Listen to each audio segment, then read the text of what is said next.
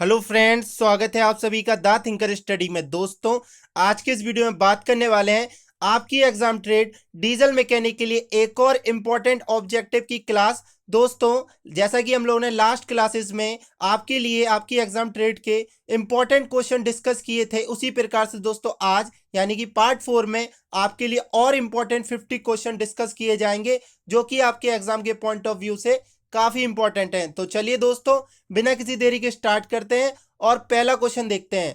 और आप लोग आंसर करने की कोशिश कीजिएगा, मैं आपके आंसर बिल्कुल देखता हूं और आप जल्दी से आंसर करके बताइएगा। पहला क्वेश्चन है आपका, कैलिपर्स किसके बने होते हैं? आपके ऑप्शन है hard carbon steel, mild steel, या दोनों, या इनमें से कोई नहीं। तो दोस्तों, क्या आंसर होगा इसका? कैलिपर्स किसके बने होते हैं? फ्रेंड्स, इस क्वेश्चन का आपका आंसर है सी, दोनों के बने होते हैं। ठीक है, हार्ड कार्बन स्टील के भी बने होते हैं और माइल्ड स्टील के भी बने होते हैं आपके कैलिपर्स। ठीक है फ्रेंड्स, सी आंसर बिल्कुल करेक्ट हो जाएगा। नेक्स्ट क्वेश्चन देखिए। नेक्स्ट क्वेश्चन है आपका, निम्नलिखित में से कोण मापने वाला यंत्र है, आपको बताना है कौन सा है। आपके ऑप्शन है सरफेस गेज, गुनिया, बर्नियल बेबल चांदा, या बर्नियर कैलिपर्स। तो दोस्तों, क्या आंसर होगा? दोस्तों, इस क्वेश्चन का आपका आंसर होगा सी, बर्नियल बेबल चांदा जो है वो आपका कोण मापने वाला इंस्ट्रूमेंट है। ठीक है, सी आंसर बिल्कुल करेक्ट हो जाएगा। नेक्स्ट क्वेश्चन देखिए, इसका आंसर करके बताइए जल्दी से। फाइल की हार्डनेस प्राय कितनी होती है? आपके ऑप्शन है 40 से 50, 50 से 60, 60 से 64, या 65 से 67। क्या आंसर होगा? जल्दी से आंसर करके बताइए। दोस्तों, इस क्वेश्चन का आपका आंसर होगा, फाइल की जो हार्डनेस होती है वो आपकी रहती है 60 से 64। ठीक है, सी आंसर बिल्कुल करेक्ट हो जाएगा। ठीक है फ्रेंड्स, नेक्स्ट क्वेश्चन देखिए और इसका आंसर करने की कोशिश कीजिएगा। किसी सिलेंडर की अंदरूनी या बाहरी सरफेस पर यूनिफॉर्म सेक्शन और हेलिक्स एंगल में बने हुए रिज को क्या कहते हैं? आपके ऑप्शन है नट, चाबी, स्क्रू थ्रेड, या फास्टनर्स। तो दोस्तों, क्या आंसर होगा इसका? जल्दी से आंसर करके बताइए फ्रेंड्स। फ्रेंड्स, इस क्वेश्चन का आपका आंसर होगा सी, स्क्रू थ्रेड। ठीक है, इसका आंसर हो जाएगा सी, स्क्रू थ्रेड। नेक्स्ट क्वेश्चन देखिए और आंसर करने की कोशिश कीजिएगा। किसमें हेड नहीं होता है? आपके ऑप्शन है स्क्रू, नट, चाबी, या स्टड। तो दोस्तों, क्या आंसर होगा इसका? किसमें हेड नहीं होता? इस क्वेश्चन का आपका आंसर होगा डी, स्टड में क्या हेड नहीं होता है। ठीक है, डी ऑप्शन बिल्कुल करेक्ट हो जाएगा। नेक्स्ट क्वेश्चन देखिए और आंसर करने की कोशिश कीजिएगा। साधारणतः हेक्सा ब्लेड की लंबाई मापी जाती है। आपके ऑप्शन है एक पिन होल के अंदरूनी सिरे से दूसरे पिन होल के बाहरी सिरे तक। दूसरा ऑप्शन है दोनों पिन होल्स के सेंटर से सेंटर की दूरी तक, दोनों पिन होल्स के बाहरी सिरों से, या फिर दोनों पिन होल्स के अंदरूनी सिरों से। तो दोस्तों, क्या आंसर होगा? जल्दी से बताइए फ्रेंड्स, क्या आंसर होगा इसका?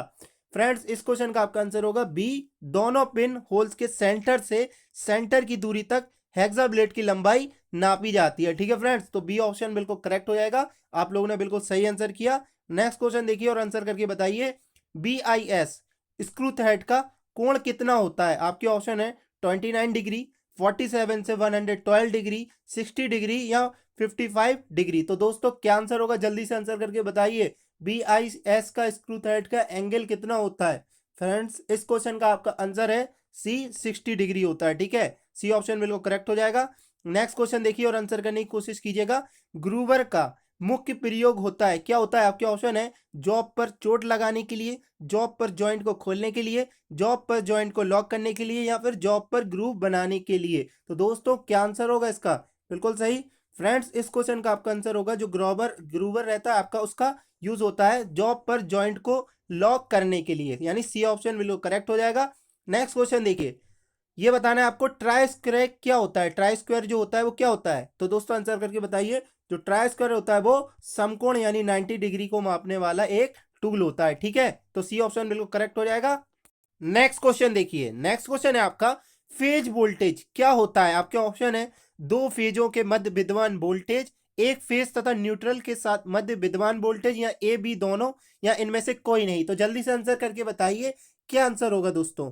फ्रेंड्स, इस क्वेश्चन का आपका आंसर होगा एक फेज तथा न्यूट्रल के मध्य विद्यमान वोल्टेज को ही फेज वोल्टेज बोलते हैं। ठीक है, तो बी ऑप्शन बिल्कुल करेक्ट हो जाएगा। नेक्स्ट क्वेश्चन देखिए।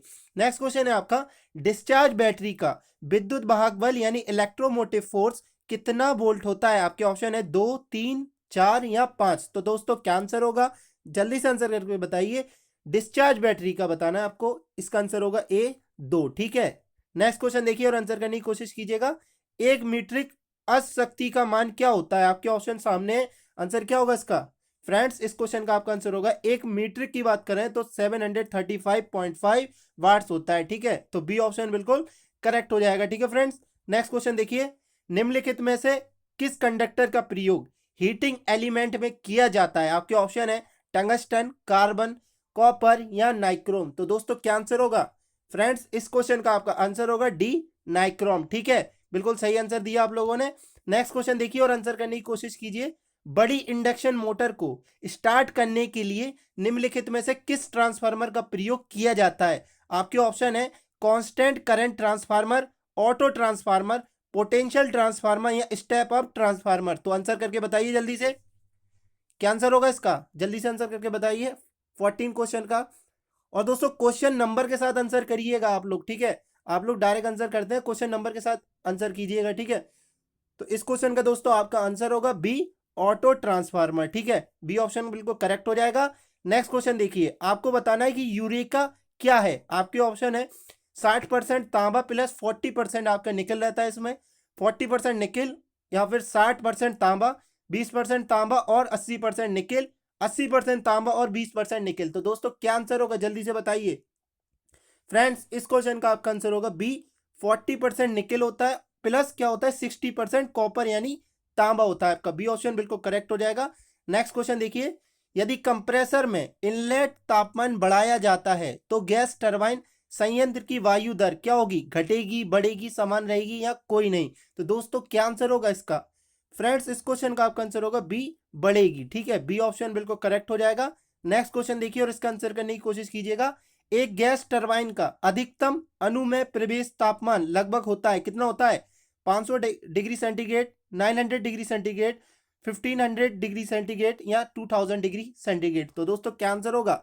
इस क्वेश्चन का आपका आंसर होगा बी, 900 डिग्री सेंटीग्रेड। ठीक है फ्रेंड, नेक्स्ट क्वेश्चन देखिए और आंसर करने की कोशिश कीजिएगा।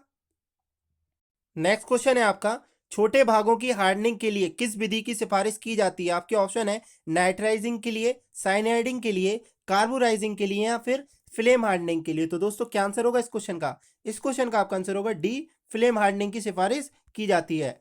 नेक्स्ट क्वेश्चन देखिए, टूल द्वारा हटाए गए चिप यानी छीलन की मोटाई अपरूपण कोण के बढ़ने के से क्या होगा? आपका अपरूपण कोण के बढ़ने से क्या होगा? घटेगी, बढ़ेगी, समान रहेगी या फिर इनमें से कोई नहीं? तो फ्रेंड्स क्या आंसर होगा जल्दी से बताइए। इस क्वेश्चन का आपका आंसर होगा ए, घटेगी। ठीक है, याद रखिएगा।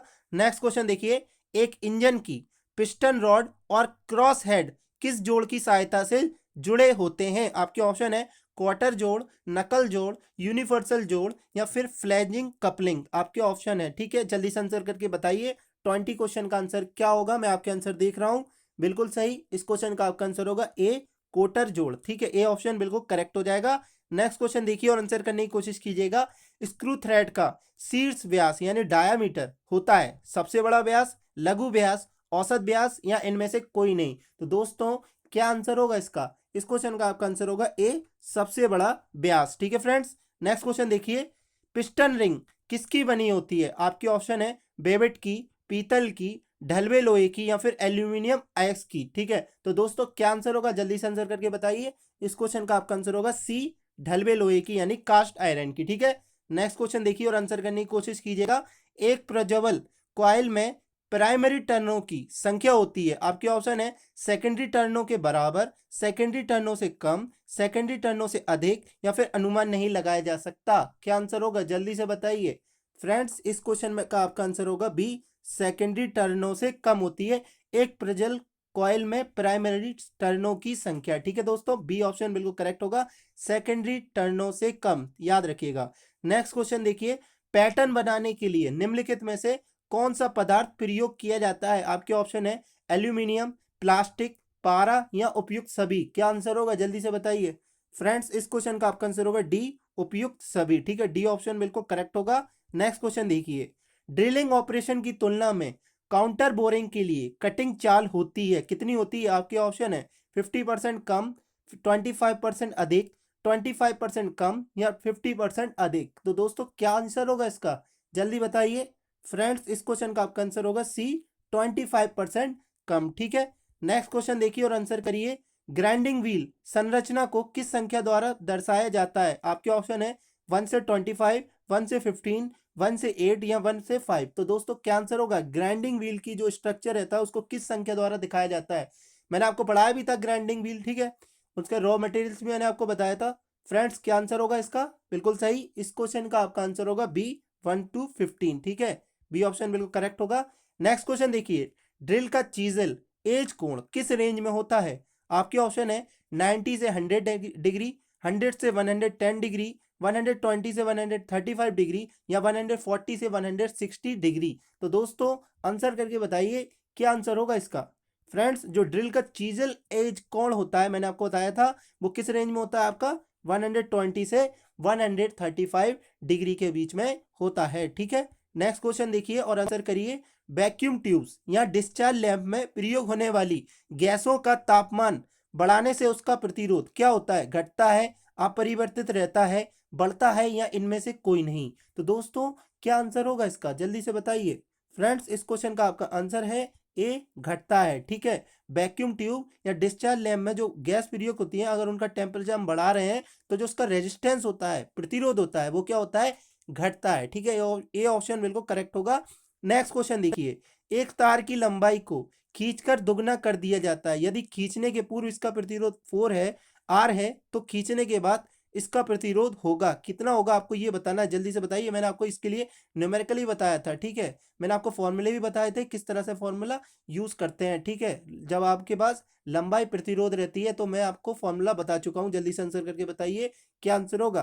फ्रेंड्स इस क्वेश्चन का आपका आंसर होगा सी 4R, ठीक है, 4R आंसर बिल्कुल करेक्ट हो जाएगा, ठीक है फ्रेंड्स। नेक्स्ट क्वेश्चन देखिए और आंसर करने की कोशिश कीजिएगा। यदि विद्युत बल्ब में धारा 3% से बढ़ाई जाती है तो उसकी शक्ति बढ़ेगी, कितनी बढ़ेगी? आपके ऑप्शन है 1.5% से, 3% से, 1% से या 6% से। क्या आंसर होगा? जल्दी से बताइए क्या आंसर होगा इसका। इस क्वेश्चन का आपका आंसर होगा डी, 6% से बढ़ेगी, ठीक है फ्रेंड्स। नेक्स्ट क्वेश्चन देखिए और आंसर करिए। जीनर डायोड में क्या होता है? आपके ऑप्शन आपके सामने, जल्दी से आंसर करके बताइए क्या आंसर होगा इसका। दोस्तों इस क्वेश्चन का आपका आंसर होगा ए, दोनों पी तथा हेवली डोप्ड होते हैं जीना डायोड में, ठीक है, ये आपको याद रखना है, बहुत ही ज्यादा इंपॉर्टेंट क्वेश्चन है ये भी, ठीक है। नेक्स्ट क्वेश्चन देखिए और आंसर करिए। डबल ट्रायोड का संकेत होता है, क्या होता है? EBC 81, ECCC 83, EB41 या EJ 80। क्या आंसर होगा? जल्दी से बताइए।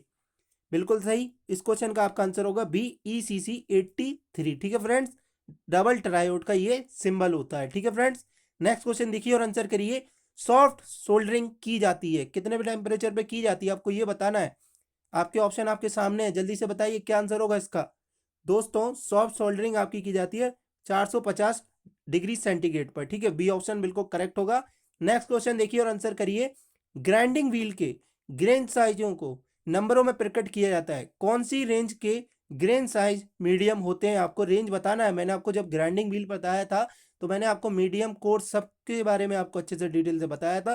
तो अभी आपको बताना है कौन सा साइज, ग्रेन साइज जो है वो मीडियम शो कर रहा है। आपके ऑप्शन है 30, 60, 10, 24, 80, 180 या 220 से 600। क्या आंसर होगा? जल्दी से बताइए। फ्रेंड्स इस क्वेश्चन का आपका आंसर होगा ए, 30 से 60, ठीक है, जो रहता है वो आपका ग्रेन साइज मीडियम का होता है, ठीक है, ए ऑप्शन बिल्कुल करेक्ट होगा। नेक्स्ट क्वेश्चन देखिए और आंसर करिए। सेंट्रल ड्रिलिंग करते समय प्राय अधिक स्पिंडल स्पीड का प्रयोग किया जाता है, इसके बाद फीड की दर होनी चाहिए, कितनी रहनी चाहिए? आपके ऑप्शन है अधिक, कम, नॉर्मल या इनमें से कोई नहीं। तो दोस्तों क्या आंसर होगा? जल्दी बताइए क्या आंसर होगा। फ्रेंड्स इस क्वेश्चन का आपका आंसर होगा बी, कम होनी चाहिए, जो फीड की दर होना चाहिए वो कम होना चाहिए, ठीक है फ्रेंड्स। नेक्स्ट क्वेश्चन देखिए आंसर कीजिए। धातु की हार्डनेस बढ़ने से निम्नलिखित में से कौन सा गुण बढ़ता है? आपके ऑप्शन है ब्रिटलनेस, टफनेस, मेलिबिलिटी या टेनिसिटी। तो दोस्तों क्या आंसर होगा इसका? जल्दी से आंसर करके बताइए। धातु की हार्डनेस बढ़ने से निम्नलिखित में से कौन सा गुण बढ़ता है? जल्दी से बताइए क्या आंसर होगा। इस क्वेश्चन का आपका आंसर होगा ए, ब्रिटलनेस, ठीक है, ब्रिटलनेस बिल्कुल करेक्ट आंसर होगा। नेक्स्ट क्वेश्चन देखिए और आंसर कीजिए। फाइल पर कन्वेक्सिटी देने का उद्देश्य है, आपकी ऑप्शन है जॉब के सिरों पर गोलाई बनने से रोकने के लिए, कॉन्वेक्स सरफेसों को फाइल करने के लिए, कॉनकेव सरफेसों को फाइल करने के लिए या रफ सरफेसों को फाइल करने के लिए। तो क्या आंसर होगा? जल्दी से बताइए। जो फाइल पर कन्वेक्सिटी बनाते हैं, मैंने आपको कन्वेक्सिटी बताई भी थी, ठीक है, जब हम लोग हैंड टूल्स पढ़ रहे थे। तो दोस्तों इस क्वेश्चन का आपका आंसर है ए, जॉब के सिरों पर गोलाई बनने से रोकने के लिए कन्वेक्सिटी बनाई जाती है। ठीक है दोस्तों, याद रखिएगा। नेक्स्ट क्वेश्चन देखिए, ड्रिल का कटिंग एंगल निर्भर करता है, किस पर निर्भर करता है? आपके ऑप्शन है ड्रिल की धातु पर, जॉब की धातु पर, ड्रिल के साइज पर, या फिर मशीन के साइज पर। क्या आंसर होगा इसका? जल्दी से आंसर करके बताइए दोस्तों, क्या आंसर होगा?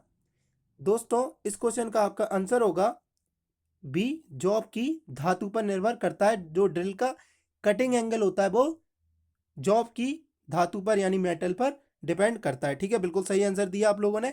नेक्स्ट क्वेश्चन है, नर्लिंग करते समय स्पीड रखी जाती है, कितनी रखी जाती है?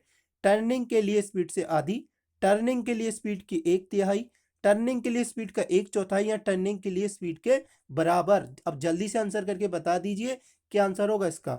फ्रेंड्स इस क्वेश्चन का आपका आंसर होगा बी, टर्निंग के लिए स्पीड की एक तिहाई स्पीड रखी जाती है नर्लिंग में। ठीक है, याद रखिएगा।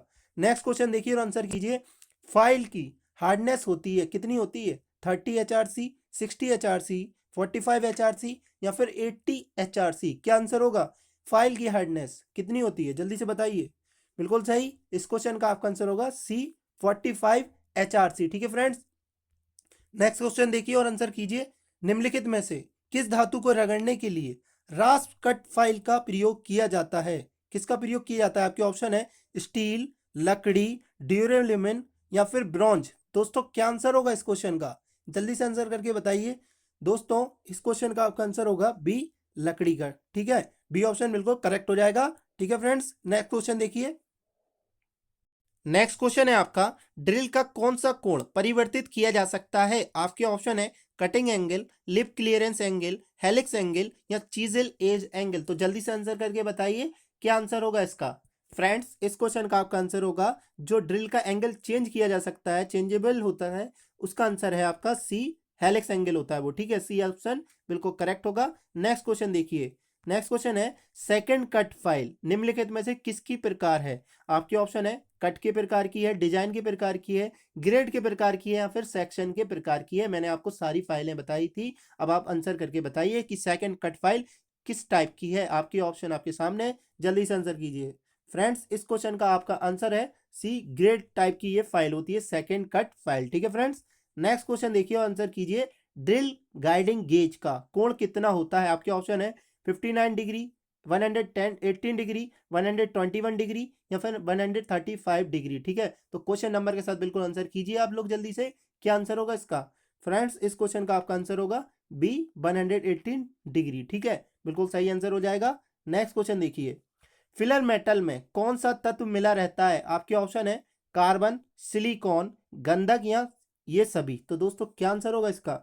जल्दी से आंसर करिए। इस क्वेश्चन का आपका आंसर होगा ये तीनों रहते हैं, कार्बन भी रहता है, सिलिकॉन भी रहता है, और सल्फर भी रहता है, यानी गंधक भी रहता है आपका फिलर मेटल में। ठीक है, जिसका यूज वेल्डिंग में किया जाता है, याद रखिएगा।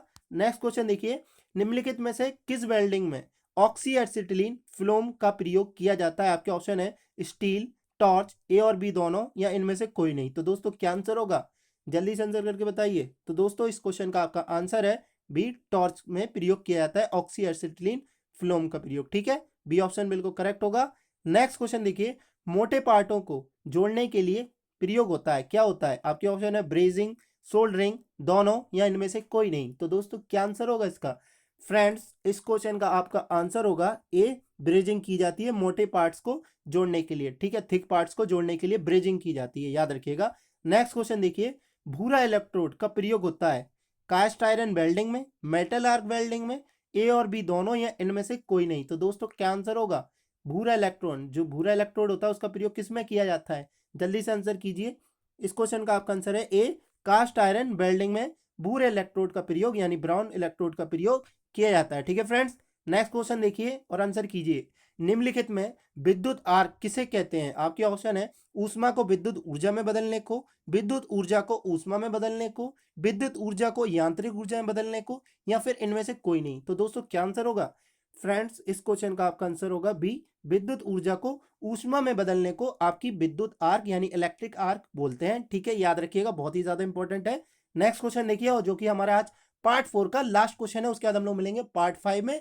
और भी ज्यादा इंपॉर्टेंट ऑब्जेक्टिव एमसीक्यू क्वेश्चन लेकर, ठीक है। तो लास्ट क्वेश्चन देखिए आज का, नीला इलेक्ट्रोड का प्रयोग होता है, आपके ऑप्शन है क्रोमियम सीट वेल्डिंग में, निकल सीट वेल्डिंग में, ए और बी दोनों, या इनमें से कोई नहीं। तो दोस्तों क्या आंसर होगा इसका, जल्दी से आंसर करके बताइए फ्रेंड्स। इस क्वेश्चन का आपका आंसर होगा सी, ए और बी दोनों। यानी जो नीला इलेक्ट्रोड होता है उसका यूज कहाँ होता है, क्रीमियम सीट वेल्डिंग में भी होता है और निकल सीट वेल्डिंग में भी इसका यूज होता है, ठीक है दोस्तों। तो दोस्तों यहाँ पर हमारा पार्ट 4 कंप्लीट हो चुका होगा। आई होप आपको अच्छा लगा होगा, ठीक है। तो दोस्तों आज के वीडियो में दोस्तों सिर्फ इतना ही। यदि वीडियो अच्छा लगा तो प्लीज इसको लाइक कीजिए, कमेंट करके बताइए। यदि कोई भी डाउट हो, किसी भी क्वेश्चन में कोई भी कंफ्यूजन हो तो डाउट आप क्लियर कर सकते हैं, कमेंट कर सकते हैं, ठीक है।